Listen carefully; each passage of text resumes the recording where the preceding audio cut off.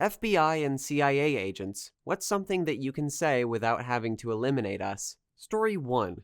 I worked with the Australian Federal Police with the Spider Squad doing computer stuff for them in regards to pedos and finding trafficking victims. It is the most heartbreaking work, but when you get them, the office looks like NASA after a Mars landing. Story 2. My aunt has been an FBI agent for 25 years.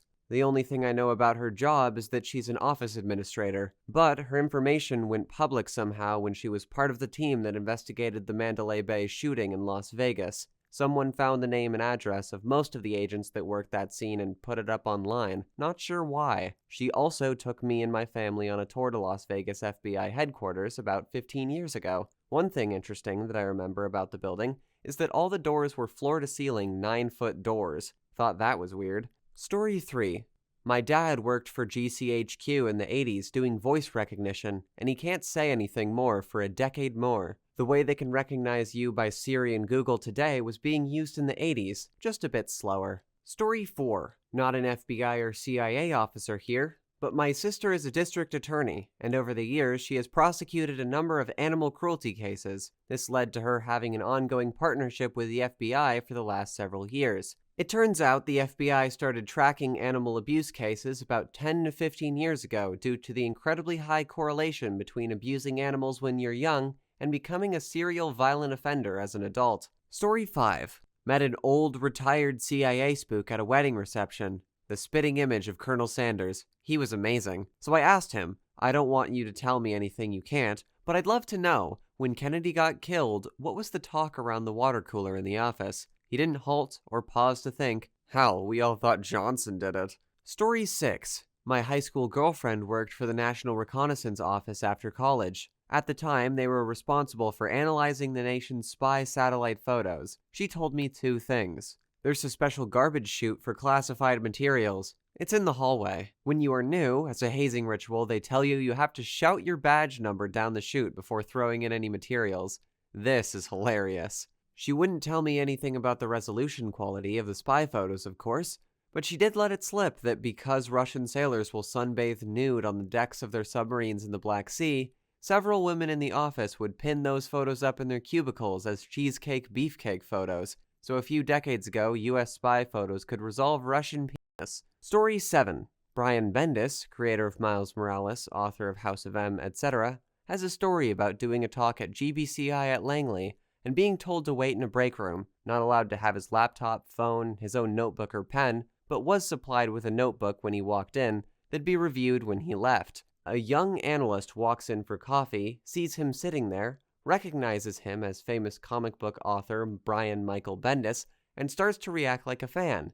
He then pauses, starts sweating, and quietly asks Bendis if this is a test of some kind. Story 8. If you go through the FBI interview process, it takes a while. Chances are you're going to have to spend some time working on crimes against children, which is really tough, and most people don't want to do it. Yeah, I heard a story here on Reddit about how somebody was involved in a case against a predator, and he had to go through every image on his hard drive to flag anything that was child. That case drove him out of the industry. I can't even imagine. Story 9. There's a book called Moscow Rules. It was written by 2 CIA people, all about, well, disguise. The CIA had all these agents in Russia, but the Russians were insane about following literally every single American in Russia 24/7 looking for spies. So a huge part of their job was trying to shake off the KGB. They had crazy quick change disguises, all sorts of stuff. The movie Argo was based on one of the writers somewhat. I negotiated huge deals with the Russian government. I was tailed 24/7. One time I didn't like the room the hotel gave me. I knew it faced the noisy side because I stayed there all the time, and instead of just giving me a new room, it was a 90-minute wait while they bugged a new room for me. Twice I had bizarro run-ins with very pushy, very hot women who allegedly wanted to fuck me so bad.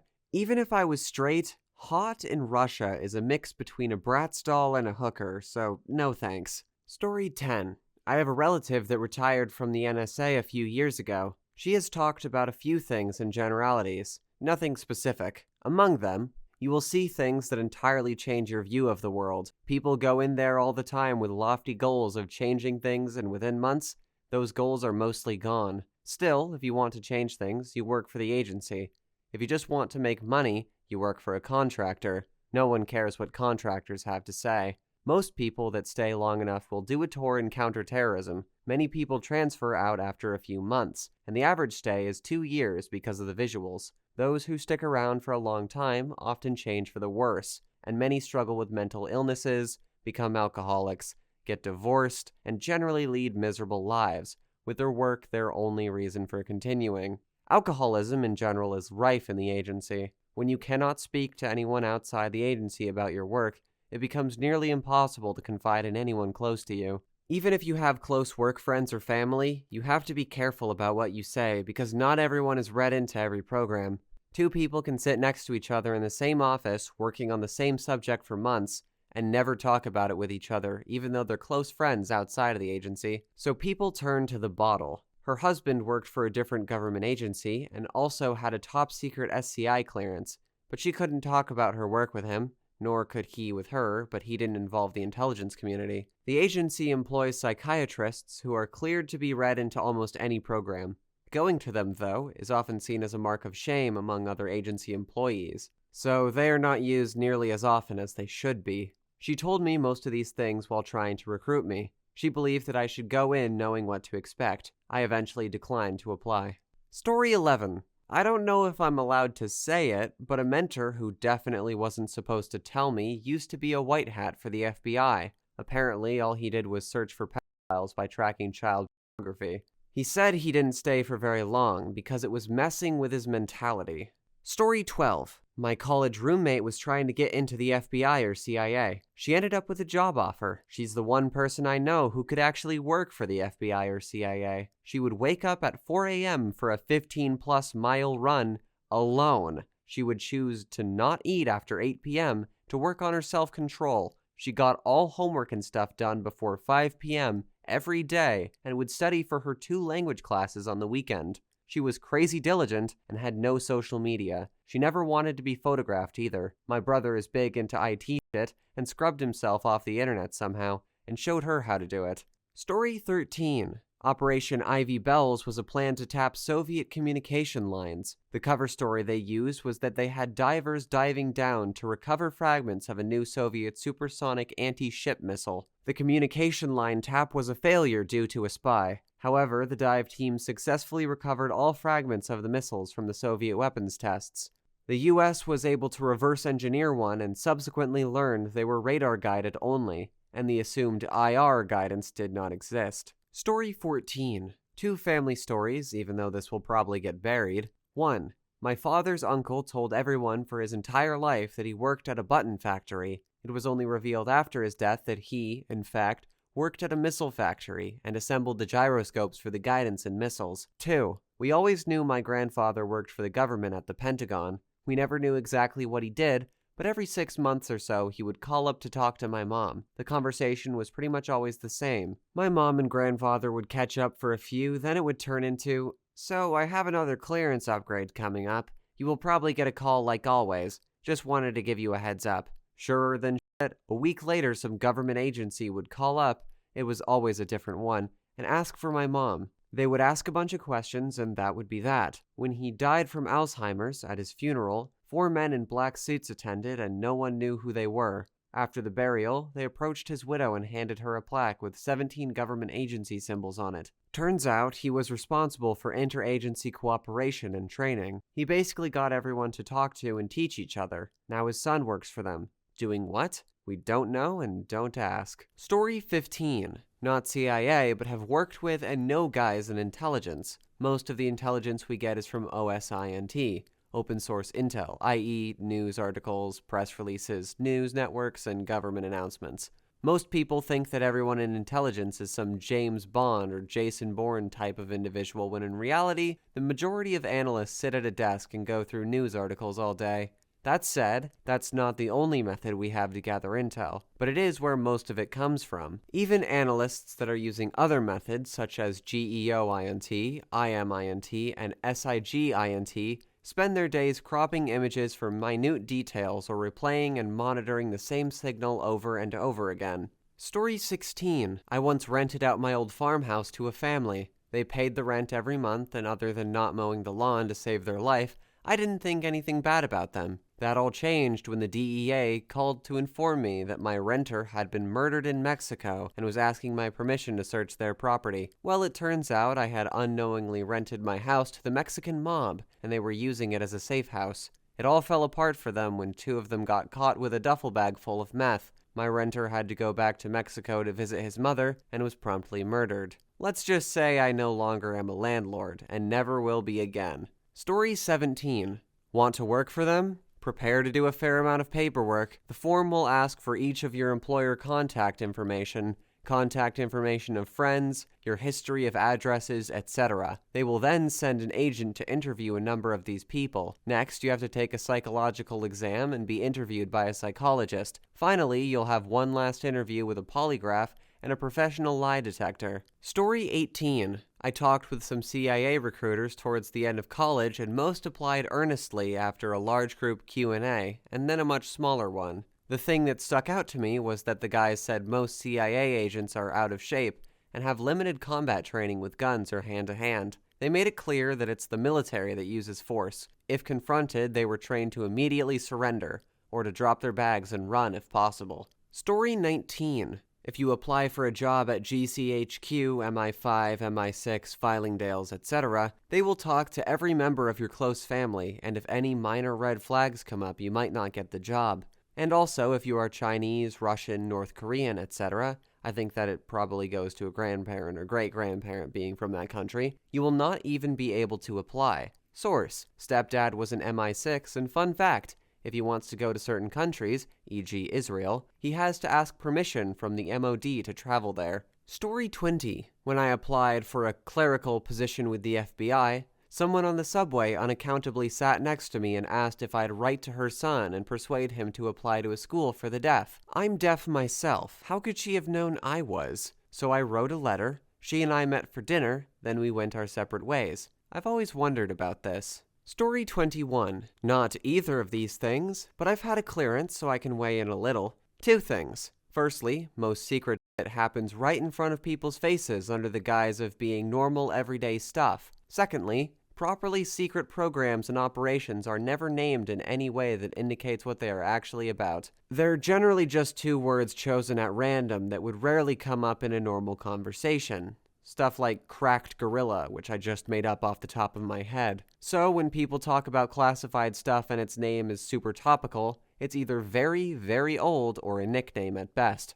Only public programs and operations have topical names as a PR motive, like Desert Storm. Story 22. Maybe off topic. I had dinner with a bunch of pasty white overweight dudes interested in hiring us for some AI consulting. We knew they worked for the Defense Department, maybe Defense Intelligence Agency, but they couldn't tell us exactly who they worked for or what exactly they needed, at least not until we had clearance. At some point in the conversation, I asked the one buff-looking guy if he ever served in the military. He said he was a Navy SEAL. I looked at the dorky-looking dudes and asked them one at a time. They were all former Special Forces guys. I mean, you would never, ever think any of these guys were Special Forces. They looked like regular IT guys. I don't know for sure, but my guess is they were all CIA. I've known a couple of SEALs and an Army Ranger. None of them were built like The Rock or Terry Crews. The body composition and type of fitness needed to do their job is more akin to that of an Ironman triathlete than a bodybuilder. One of the SEALs told me that having excess muscle is actually a disadvantage because they'd have to walk and run and swim with all that additional mass. It's also hard to maintain a lot of bulk with their deployment and operational tempo. They've all been very modest and unassuming people. You wouldn't peg them as operators upon meeting them. Story 23. I was in the sauna at my gym when this naked old man with extremely long testicles started talking to me. Somehow, the conversation ended up on the topic of my new roommate, who happened to be a Saudi Arabian. He then proceeded to tell me he worked for the FBI and knew exactly who I was and asked if I would like to make some money every now and then for giving him information. I said sure, not because my roommate was sketchy, but because he got drunk one day and pissed on my couch. This was 10 or so years ago and I never really heard from him, but I think my phone was tapped for a short span of time. Story 24. Most of the job is agents talking about looking forward to retirement, time-waster trainings, whining about the shitty new guys, how the job has changed, shady hiring practices, new policies designed to maximize agent liability while letting the old skirt chasers retire with the BS Lifetime Achievement Awards, and wondering how the Sam hell the current agency admins got to be in charge. By the time you finally get that amazing career case, the passion, the skill, and dedication you had when you started out is long gone because the agency doesn't really care about you or any of the other cogs. The U.S. Attorney's Office isn't interested in anything they can't win without absolute certainty. Story 25. I have a few friends that are CIA officers. First thing is the people that work for the CIA are not CIA agents, they are officers. The people they recruit to spy for them are agents. Also, going on a tangent, I'm 90% sure I have been one of those agents when I was dealing with a Mexican logistics company while working for General Motors. The logistics company we were dealing with was owned by a multi-billion-dollar Mexican clan, and all the ultra-wealthy clans in Mexico all have ties to various cartels, so some federal agencies got involved. Mainly FBI, and I believe a few DEA. But one guy was specifically not wearing any badges, was not willing to identify what agency he was working for, and questioned me on a lot of specific details of what the company's capabilities were. Though, getting back on track, anyone who is a US citizen can apply to join the CIA. It isn't that hard. If you have any kind of degree in computer science, statistics, engineering, or accounting, and don't have anything that would fuck up you getting a clearance, getting a job would be relatively easy there. And, as implied with that previous comment, working at the CIA is far more boring than you would think. Lots of tracing manufacturing capabilities, from what I described with the Mexican logistics company, to finding out how China sources the components they use to manufacture their satellites. Story 26. I had a customer years ago that worked for the FBI in a support role, tech stuff. He wasn't an agent or anything. He signed up to coach Pee-wee soccer for his 5-year-old and met his assistant coach at the first game. Monday morning, he got called into his supervisor's office to meet with some agents. Apparently, his assistant coach was a well-known mafia boss, and they wanted to know everything he talked about. He was shocked, because A, he had no idea, and B, they did. Story 27. When I was 16, I became very close, very fast friends with this guy in my school choir. His dad went on business trips for his work at Lockheed Martin 3 or 4 times a month, always to Chicago. This kid, who was my friend, we went everywhere together for about 3 months, after being very casual acquaintances for about 2 years. After school, we'd hang out till 10 p.m. or so almost every night. We'd get lunch at the same time and in the same place. We switched our class schedules to be in the same history and language arts sections, etc. Just your basic nerdy dudes finding a kindred spirit. I guess our sudden friendship raised an eyebrow or two because one day my friend came to school and said that his dad was asking him lots of questions about me, who my parents were, what my house was like, did he ever meet any siblings, was I an obedient student or was I snarky? My buddy suspected the questions were being relayed from his dad's boss.